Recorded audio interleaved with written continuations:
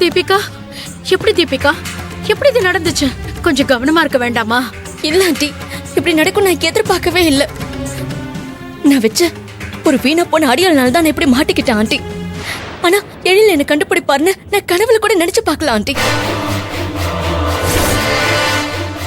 அதையும் தாண்டி கையிலும் எழிலும் அணுவ கடத்தினது யாருன்னு ட்ரேஸ் பண்ணிருக்காங்க ஆண்டி. அப்பதான் அவனை எழில் கிட்ட மாட்டிக்கிட்டான். அவனும் தப்பிக்க எவ்வளவோ ட்ரை பண்ணிருக்கான். ஆனா எழில் கிட்ட வசமா மாட்டிக்கிட்டான் ஆண்டி. அந்த டைம் பார்த்து நான் உனக்கு கால் பண்ணிட்டேன் ஆண்டி. நீ ஏன் அந்த டைம்ல கால் பண்ண? ஐயோ, அந்த நேரத்துல எழில் இருப்பாருன்னு எனக்கு எப்படி தெரியும்?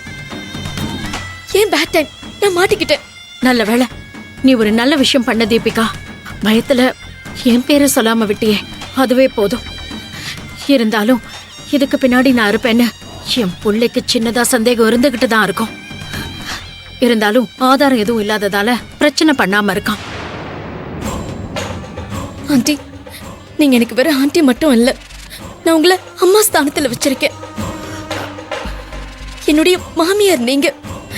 எனக்கு இப்பவும் நம்பிக்கை இருக்கு. அந்த கையல் கிட்ட இருந்து எழில பிரிச்சு அவர் கையால என் கழுத்துல தாலி ஏறுங்கிற மிகப்பெரிய நம்பிக்கையில தான் நான் வாழ்ந்துகிட்டு இருக்கேன்.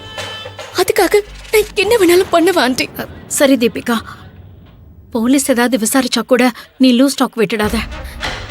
அணுவை கடத்தினது வேற ஒருத்தங்க, ஃபேமிலி ரீதியா எங்க மேல சில கோவம், அதனால இந்த பழிய என் மேல போட்டுட்டாங்கன்னு பேலன்ஸ் பண்ணி பேசிக்கோ. நான் இந்த ஸ்டேஷன் இன்ஸ்பெக்டர் என் இன்ஃப்ளூயன்ஸை வச்சு நமக்கு சாதகமாக்கிடுறேன். நீ பயப்படாத. மேடம், நீங்க அவங்க கிட்ட பேசக்கூடாது, வந்து உட்காருங்க. மேடம், இன்ஸ்பெக்டர் எங்க போயிருக்காரு? வெளியில போயிருக்காங்க. அவங்க ஃபோன் நம்பர் தரீங்களா? எதுக்கு? கொஞ்சம் பர்சனலா பேசணும். பயப்படாதீங்க, நீங்க தான் நம்பர் கொடுத்தீங்கன்னு நான் யாருக்கிட்டையும் சொல்ல மாட்டேன். சரி, நோட் பண்ணிக்கோங்க.